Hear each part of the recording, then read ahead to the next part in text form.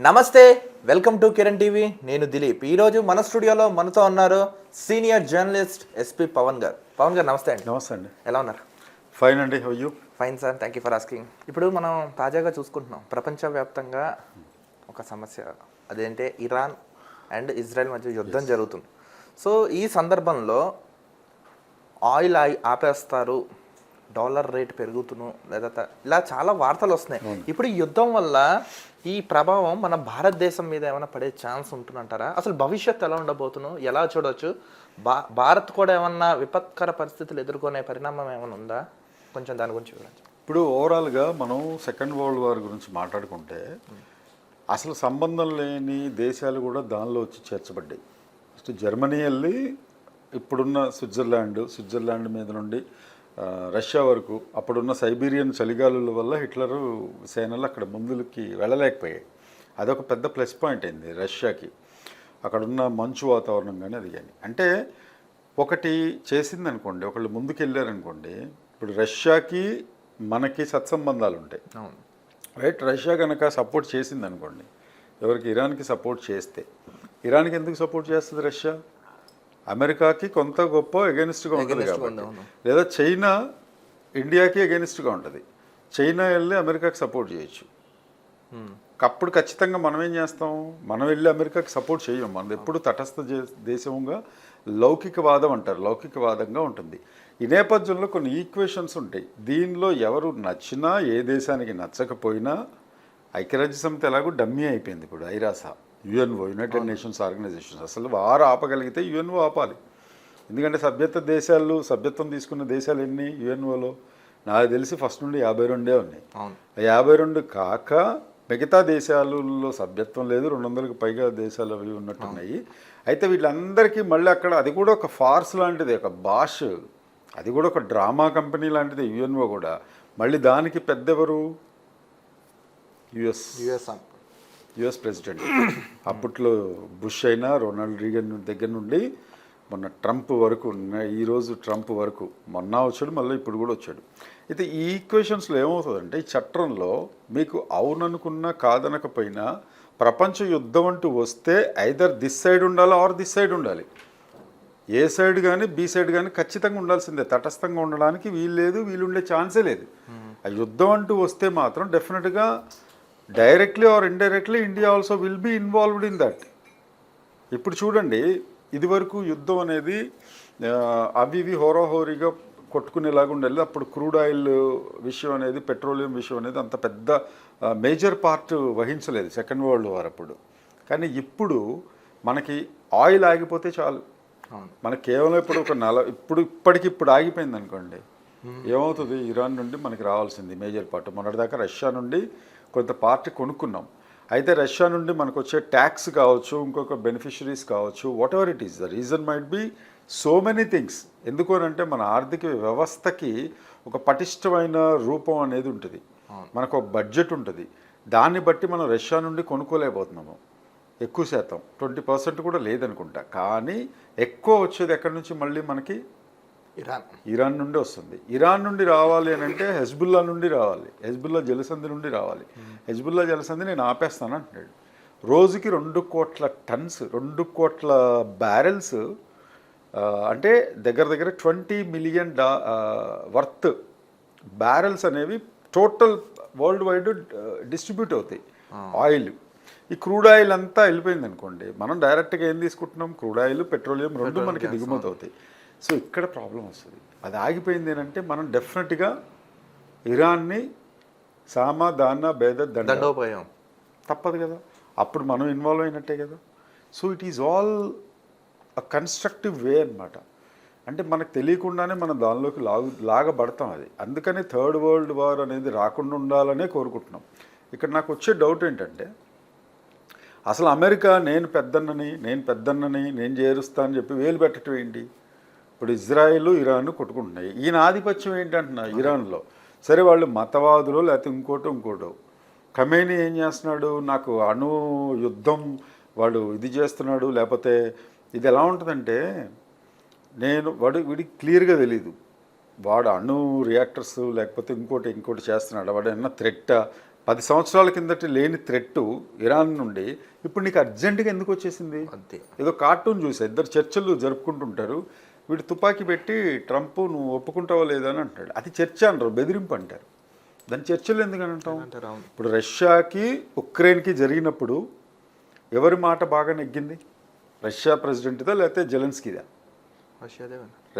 Russian ప్రెసిడెంట్దే నెగ్గింది. ఇక్కడ అగ్రరాజ్యం ఏదైతే ఉందో అదే వాళ్ళ మాటే వాళ్ళ పంతమే చెల్లించుకుంటున్నారు తప్ప మిగతాది కాదు. నాకు కంపల్సరీగా నాకు డాలర్ అనేది పతనం అవ్వకూడదు. ఇప్పుడు ఈరోజు ₹92 దాటిపోయింది. అది ఎప్పుడైతే తగ్గుతుందో లేకపోతే ఇంకొక దాని రూపీ వాల్యూను లేకపోతే ఇంకోటి పెరుగుతుందో లేకపోతే అక్కడ పెట్రోలియం ఉంది కాబట్టి నేను వెళ్ళి దాని మీద పడతా, దాన్ని ఆక్యుపై చేసుకుంటా, నా మాట వినాల్సిందే. నీది మతఛాందసవాదం, నీది షియావాదం అయితే నీకేంటి నష్టం? లెట్ ఇట్ బి కదా. షియాస్ సున్నీస్ 2 వర్గాలు ఉంటాయి. షియాస్ వాళ్ళంతా వాళ్ళల్లో వాళ్ళు కొట్టుకుంటారా లేకపోతే అది వాళ్ళ అంతర్గత సమస్య. మనది భారత్ పాకిస్తాన్ కొట్టుకుంటుంటే మనం వెళ్ళి అడగల, నువ్వు వచ్చి మధ్యవర్తిత్వం చెయ్యని ట్రంప్ని అడిగామా? అడగల. But he came in between. Pakistan వెళ్ళి చేతులు ఎత్తేసి అడుగుంటుంది, మీరు వచ్చి ఆగండి లేకపోతే ఇంకోటి చేయండి అంటే, నువ్వు ఇండియాతో పెట్టుకోమాకు, నువ్వు కామ్గా నువ్వు చేతులు ఎత్తేసేయి లేకపోతే నీ బంకర్స్ పేలిపోయినాయి కదా అని చెప్పి మొన్న కూడా కాశ్మీర్ దానిలో జరిగిన అటాక్కి మనం కంప్లీట్గా రివర్స్ ఇచ్చాం కదా. రివర్స్ అటాక్ చేసి వాళ్ళకి తగ్గ సమాధానం చెప్పాం కదా. అప్పుడేమంటాడు ట్రంప్ వచ్చి నేను ఆపేసాను అంటాడు. నోబెల్ శాంతి ఇవ్వాలని కూడా నోబెల్ శాంతి కూడా ఇవ్వాలంటాడు. రెండో పాయింట్ ఏమన్నాడు, ఇప్పుడు నేను ఇజ్రాయెల్కి అండ్ పాలస్తీనాకి మధ్య కూడా వారు ఆపేశాను నేను అని అన్నాడు. అన్న 6 నెలలకి మళ్ళీ గాజా మీద ఇమీడియట్గా మొన్న లాస్ట్ 2 months బ్యాక్ కూడా నేను ఆపేసాం మొత్తం శాంతి ఒప్పందం అని చెప్పి మళ్ళీ గాజా మీద బాంబుల వర్షం అక్కడ ఉన్నది. ఇంకా అత్యంత హేయమైన విషయం ఏంటంటే ఈరోజు నేను ఎందుకు అమెరికాకి అగెనిస్ట్గా ఎందుకు మాట్లాడాల్సి వస్తుందంటే చిన్న చిన్న పిల్లలు 200 మంది విద్యార్థినులు అంటే లేడీ స్టూడెంట్స్ చిన్న పిల్లలందరూ చనిపోయారు. పాఠశాల మీద వాళ్ళు చదువుకునే స్కూల్ మీద బాంబింగ్ జరిగింది. స్కూల్ మీద బాంబింగ్ జరిగితే 200 మంది గర్ల్ స్టూడెంట్స్ అందరూ చచ్చిపోతే వాళ్ళ పేరెంట్స్ అందరూ ఏడుస్తుంటే అది ఇప్పుడు దేశ ప్రజలు ఏం చేశారు? నీకు ప్రాబ్లం ఎక్కడొస్తుంది? నీకు ఉగ్రవాదులతో వస్తుంది, ఉగ్రవాదులైన ప్రెసిడెంట్ తోటి వస్తుంది, వీళ్ళతో వస్తుంది. కానీ నువ్వు మొరాకోలో ఉన్నోడిని పట్టుకుంటావు, ఆ ప్రెసిడెంట్ని తీసుకొచ్చి నువ్వు జైల్లో వేసేస్తావు, లేకపోతే వాళ్ళ దేశంలోకి వెళ్ళిపోయి నువ్వు వేలు పెట్టేసి నువ్వు నా మాట వింటావా లేదా అంటావు. అంటే అగ్రరాజ్యాధిపత్యం కోసం మాత్రమే చేస్తుందనేది నా పాయింట్. ఇక్కడ ఇజ్రాయిల్ ఇరాను కొట్టుకుంటే అది వాళ్ళ అంతర్గతంగా వాళ్ళిద్దరి మధ్యలో ఉండేది. పాలస్తీనా మీద కొట్టుకుంటే వాళ్ళిద్దరూ కొట్టుకునేది. ఎందుకనంటే ఇక్కడ మతఛాందసవాదం మోనోపాలీగా ఉంటున్నాడు అని చెప్పి ఈయన పిలుపునిచ్చాడంట. మీరందరూ గవర్నమెంట్కి ఎగెనిస్ట్ అది విన్నారా? అవును. పేపర్లో కూడా ఏమనిచ్చాడు, మీరందరూ రాజ్యాధికారం కైవసం చేసుకోండి, మీరు రిపబ్లిక్ ఆర్ డెమోక్రటిక్ వేలో వెళ్ళిపోండి మీరు అని చెప్పి మన యుఎస్ ప్రెసిడెంట్ ట్రంప్ ఇరాన్ ప్రజలకి పిలుపునిస్తే ఇరాన్ ప్రజలు ఎందుకు ఇది చేస్తారు? శుభ్రంగా యుఎస్ కాన్సులేట్ మొత్తం తగలబెట్టారు. అండ్ ఇరాన్ కూడా అంత చచ్చు దశలో ఏమీ లేదు అని నా అభిప్రాయం. ఎందుకనంటే they have got enough missiles power as well. వాళ్ళ అణు రియాక్టర్స్ దగ్గర కూడా చాలా పవర్ఫుల్గా ఉన్నారు. వాళ్ళకి కావాల్సిన సంపద ఉంది. ఎక్కడి నుంచి ఉంది? పెట్రోలియం వల్ల. ఈయనకేంటంటే ఈ ప్రాబ్లమ్స్ అన్నీ వస్తాయి. ఇప్పుడు నేను రీసెంట్గా ఒకటి విన్నాను, యుఎస్లో ట్రంప్ యొక్క గ్రాఫ్ పడిపోతుందని, సో అందుకని అతను ఇలాంటి చర్యలు తీసుకుంటున్నాడని నేను విన్నాను. ఎంతవరకు నిజమంటారా? అది నిజమా కాదా? నాకు తెలిసి ఇప్పుడు గ్రాఫ్ ట్రంప్ది ఈ యుద్ధం వల్ల ఇంకా పడిపోద్దండి. ఎందుకంటే అమెరికన్స్ వాళ్ళంతా ఫూలిష్ కాదు, చాలా లిబరల్ పీపుల్. వాళ్ళు పక్కనోడిని నేను కొట్టాను లేకపోతే పక్క దేశాన్ని ఆక్రమించుకున్నాను అని అంటే వాళ్ళు చప్పట్లు కొట్టే రకం అయితే కాదు. They are enough matured. అవునా? సంపన్న దేశం. వాళ్ళకి మరీ పక్క దేశాన్ని మేము కొట్టేసాము, ఇది చేసేసాము, వాడొచ్చి అల్లకల్లోలం చేస్తే కదా. ఇరాన్ వాళ్ళు వచ్చి అమెరికా మీద పడితే కదా వాళ్ళని నువ్వు బంధిస్తే నువ్వు హర్షాతిరేకాలతోటి ఇది. ఇంతకుముందు కూడా సద్దాం హుస్సేన్, జార్జ్ బుష్ సద్దాం హుస్సేన్ని ఉరిదీసినప్పుడు సద్దాం హుస్సేన్ కూడా ఒకటే అన్నాడు, ఇవన్నీ మనం చరిత్రలోకి తొంగి చూసి క్రోడీకరించుకుంటే ఎవరైనా సరే, ఏ దేశస్థులైనా సరే ఇంకో దేశానికి వెళ్ళి ప్రాదాక్రాంతమయ్యి క్షమించండి మీరే మాకు దిక్కు, సరే మీ ఇష్టం వచ్చినట్టు చెయ్యని అప్పట్లో చరిత్రలో రాజుల కాలం అప్పుడు ఏ రాజు ఇంకొక రాజుని అడగలేదు. అలాగే ఒక దేశాధ్యక్షుడు వెళ్ళి ఇంకో దేశాధ్యక్షుడి కాళ్ళ మీద పడలేదు. జెలెన్స్కీని తీసుకోండి, అలాగే అంతకు ముందున్న సద్దాం హుస్సేన్ తీసుకోండి. సద్దాం హుస్సేన్ని ఉరిదీసే ముందు ఒక నల్లటి క్లాత్ కప్పేటప్పుడు నాకు అవసరం లేదు అని చెప్పి తీసేసి అదంతా తీసేసి నాకు ఒకటే ఒక ఛాన్స్ ఇవ్వండి, నేను నా దేవుణ్ణి నేను అల్లాని నేను ప్రార్థించుకుంటానంటే ప్రార్థించుకునే సమయంలోనే ఆయన్ని అత్యంత హేయంగా, ఆయన క్రూరుడు కావచ్చు, శాడిస్ట్ కావచ్చు, సైకో కావచ్చు, ఇంకోటి కావచ్చు, ప్రార్థన సమయంలో ప్రార్థన ముగించకుండానే ఉరి తీసేశారు. అది అవును. అంటే వీళ్ళ చర్యలు అంత క్రూరంగా ఉన్నాయి. నువ్వు క్రూరుడివి, అవతలోడు క్రూరుడే, ఓకే ఫైన్. నువ్వు వెళ్ళి వాడిని అనడం అనే ఎలా ఉంటుందంటే, ఒక దొంగ వెళ్ళి ఇంకో దొంగని దొంగ అన్నట్టు ఉంటుంది. నువ్వు దొంగవే, వాళ్ళు అదే, నీకెందుకు వింటారు వాళ్ళు? ఇది క్లియర్ కట్గా ఇంతకుముందు కూడా వ్యతిరేకంగా లెబనాన్ ఇన్సిడెంట్ జరిగినప్పుడు కూడా అమెరికన్ ప్రజలు పెద్ద ఎత్తున నిరసనలు వ్యక్తం చేశారు. American people they have maturity and వాళ్ళకు కూడా కొంచెం మానవత్వం అనేది డెఫినెట్గా ఉంటుంది. వాళ్ళే క్రూరమైన వాళ్ళు కాదు కదా. ఎప్పుడైనా సరే గవర్నమెంట్ కొట్టుకుంటే కానీ వాళ్ళు ఎప్పుడు ప్రజలు వాళ్ళు కొట్టుకోరు కదా.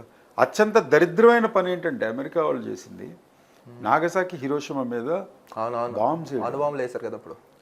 అది ఎంత దరిద్రం, ఎంత చండాలమైన విషయం ఏంటంటే ఇప్పటికి కూడా వాళ్ళు కోలుకోలేకపోతున్నారు. అండ్ ఇంకోటి వీళ్ళు కూడా అంతే. ఇప్పుడు ఈ రష్యన్స్ కొంతమంది ఇప్పుడైతే ఏదైతే యూరోపియన్స్ కొంతమంది శాంతి చర్చలు అది ఇదని మాట్లాడతారో, ఈ రేడియో ధార్మికత ఏదైతే ఉంటుందో రేడియేషన్ సంబంధించింది, వాళ్ళు ఒక చోట ఆ ఎక్స్పెరిమెంట్స్ చేసినప్పుడు ఈ రోజు కూడా ఆ పర్టికులర్ సిటీస్లో, కొన్ని సిటీస్లో ఇప్పటికీ క్యాన్సర్ అనేది క్యూర్ అవ్వట్లేదు.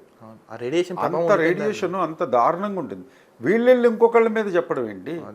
అసలు మీకే బుద్ధి లేదు, మీకే సరైన ఇది లేదు. కంప్లీట్గా ఏంటంటే నెగిటివిటీ అనేది ఇప్పుడు ట్రంప్కి ఎదురవుతుంది. ఆయన ఏదో చూపెట్టేసుకోవాలి, లేకపోతే నేను దేశాధ్యక్షుడిని అయిపోయాను కాబట్టి, గతంలో జార్జ్ బుష్ కూడా ఇరాక్ మీద ఇలా చేశాడు కాబట్టి ఇప్పుడు నేను ఇరాన్ మీద లేకపోతే మిగతా దేశాల మీద అటు ఇటు పెట్టి ఇది చేస్తుంటే నాకు చాలా హైప్ పెరుగుతుంది, లేకపోతే జనాల లోపల మంచి పేరు వస్తుంది అనేది మాత్రం పూర్తిగా కంప్లీట్లీ రాంగ్. ప్రజలు ఎప్పుడు కరెక్టేనండి. ఎవరైతే దేశాధ్యక్షుడు ఉంటాడో వాడికి కొంత ఇది ఉంటుందేమో కానీ పెచ్చో వేరి చేస్తాం శాడిజం ఇవన్నీ ఉంటాయి. కానీ ప్రజలు అరే పాపం వీడి ఓకే ఫైన్ అని చెప్పి ఎన్నుకుంటే ఇలా చేయటం అనేది మాత్రం కంప్లీట్లీ రాంగ్. ఈరోజు 200 మందికి వాళ్ళకి కఫన్స్ రెడీ చేశారు, అంటే శవపేటికలు, కఫిన్స్ రెడీ చేసి పాప అన్ని టాప్ యాంగిల్లో చూపిస్తుంటే ఇక్కడ వీడు విందులు వినోదాలు చేసుకుంటూ మేము గెలిచాం, మేము ఇది చేసామంటే అమెరికన్ పౌరులు హర్షిస్తారా? వాళ్ళు మాత్రం న్యూస్ పేపర్ చదవరా? న్యూయార్క్ టైమ్స్లో కూడా క్లియర్ కట్గా రాసి ఉంటాడు, ఇలా చేశారు, ఇలా జరిగింది, ఇంతమంది చనిపోయారు అని. అంటే వీళ్ళు ఏమన్నా చప్పట్లు కొడతారా? ఎప్పుడు చప్పట్లు కొడతారు? అవతల దేశం వాడు వచ్చి నిన్ను కవ్వించి ఇది చేస్తే, ఇప్పుడు మనకి పాకిస్తాన్ బార్డర్లో మనల్ని ఇది చేసింది, ఆపరేషన్ సింధూర్ పేరుతో గట్టిగా పంచి కొట్టాము. అప్పుడు మన దేశ ప్రజలు అరే వచ్చాడు మనం తిరిగి దెబ్బ కొట్టాము. అంతేగాని ఇప్పుడు పాకిస్తాన్ మీద ఉట్టి పుణ్యానికి ఇస్లామాబాద్లోనో కరాచీలోనో ఆ వీధుల్లో తిరుగుతుండే పిల్లల మీద బాంబులు వేసేసి ఏంటి చూసారా అని చెప్పి మన వాళ్ళు అడిగితే ఇండియన్స్ ఏమన్నా ఓకే అని చప్పట్లు కొడతారా? దరిద్రం ఇది, ఇదేం చర్య, అది అమానవీయం అంటారు మన వాళ్ళు కూడా. సో ఇప్పుడు ఏంటంటే ఫస్ట్ పాయింట్ మీరు అడిగింది, ఒకదానికొకటి వరల్డ్ వార్ అంటూ స్టార్ట్ అయితే మాత్రం అది ఆపటం ఎవరి తరం కాదు, ఖచ్చితంగా ఇన్వాల్వ్ అయ్యి తీరాల్సి ఉంటుంది. ఎందుకనంటే ఇటు రష్యా మనకి చాలా క్లోజ్, అటు ఇజ్రాయిల్ కూడా మనకి చాలా క్లోజ్గా ఉంటారు మన ఇండియన్స్ తోటి. అలాగే south Korea and north Korea Kim కూడా భారతదేశం అంటే ఇష్టం, అది మన అదృష్టం.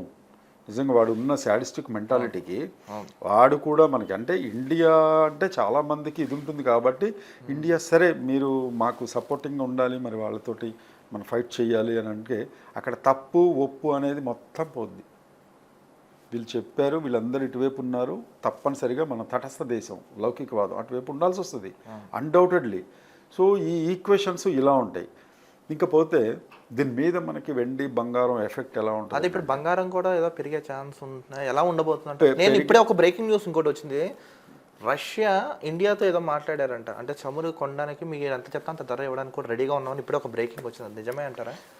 అది సోషల్ మీడియాలో చూసి అది చెప్పలేమండి. అది మనం మళ్ళీ ఒక 1 డే తర్వాత మనం అది కంప్లీట్గా డీటెయిల్స్ తీసుకుని మాట్లాడదాం. ఎందుకనంటే మీరు ఎంత కొంటారు అని అంటే ఇప్పుడు 20% ఎక్కువతోటి మనం క్రూడ్ ఆయిల్ కొంటున్నాం, ఏదైతే సరే క్రూడ్ ఆయిలే ఇస్తారు వాళ్ళు, పెట్రోలియం కాకుండా.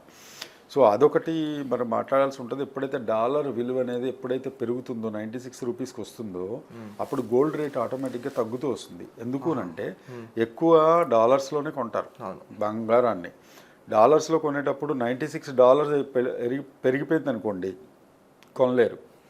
ఎవరు కొనకుండా అలా ఉండిపోద్ది, పెరగదు తగ్గదు. అలా అని పూర్తిగా బంగారం డ్రాప్ అవుతుందా అని అంటే చచ్చిన డ్రాప్ అవ్వదు. ఎందుకనంటే it will go up to 2 lakhs. 2 lakhs almost ఇప్పుడు 1.5 దాటేసింది ఆల్మోస్ట్. 1.7 దాకా వెళ్తుంది, మళ్ళీ వస్తుంది 1.64కి వస్తుంది, అట్లా ఫ్లక్చువేట్ అవుతుంది. కాబట్టి 2 lakhsకి వెళ్ళే అవకాశం కూడా ఖచ్చితంగా ఉంటుంది.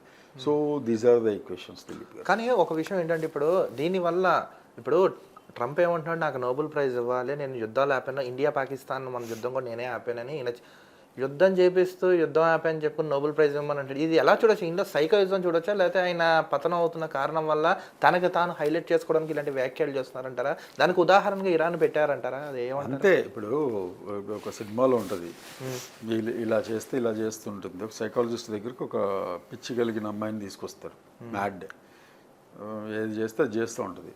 తర్వాత డాక్టర్ మీద టీ వాళ్ళకి సిరి కొడుతుంది. ఇదేనండి కొంచెం హార్డ్గా బిహేవ్ చేస్తుంది. హార్డ్ కాదండి పిచ్చి అంటాడు. హార్డ్ కాదండి పిచ్చి మీ అమ్మాయికి అని. మరి ఏమన్నా చేయొచ్చు అంటారా అంటే, ఎందుకు కుదరదండి, మీరు పెళ్లి చేస్తే ఏమన్నా కుదురుతుంది అంటారంటే, ఒక రోజు మీరు తీసుకొస్తారు, రెండో వీక్ మీ అల్లుడు తీసుకొస్తారంటే. ఇప్పుడు సేమ్ అదేవిధంగా ట్రంప్ చేసే పిచ్చి చేష్టలు, సైకో కన్నా మించింది ఏంటి? మ్యాడ్నెస్. సైకో అనేవాడన్నా తెలిసి చేస్తాడు. వీడికి అసలు పిచ్చి చేష్టలు చేస్తూ వాళ్ళని కవ్విస్తూ ఇంకా ఆగిపోతుంది, మొత్తం సర్వనాశనం చేసేస్తాం, స్మాష్ చేసేస్తాం అంటే చిన్న దేశాలన్నింటినీ స్మాష్ చేసుకుంటూ వెళ్తాడా? రేపొద్దున ఏదైతే వినకపోతే కంట్రీ, అసలు అమెరికా అగ్రరాజ్యం అనేది కోరుకునేది ఏంటి? ఆధిపత్యమా, లేకపోతే ఇంకోటా, లేకపోతే అక్కడ ఉన్న వాళ్ళ వనరులన్నీ దోచేసుకుందామనా? వాట్ ఎగ్జాక్ట్లీ ఇట్ నీడ్స్ అనేది ఇట్స్ ఎ వెరీ గుడ్, అంటే మన క్వశ్చనింగ్ పాయింట్ అది. ఏ కంట్రీ, ఏ పెద్ద కంట్రీ కూడా ఎందుకు అడగలేకపోతుంది, ఎందుకు ఎదురు తిరగలేకపోతుంది, మీరు ఎందుకు ఇది చేస్తున్నారని యుఎన్ నేషన్స్లో, అట్లీస్ట్ యునైటెడ్ నేషన్స్లో ఉన్న కంట్రీస్ అయినా ఎందుకు వేలెత్తి చూపలేకపోతున్నాయి అనేది ఈ పాయింట్ చాలా క్లియర్ కట్గా ట్రిగ్గర్ చేయాల్సిందే.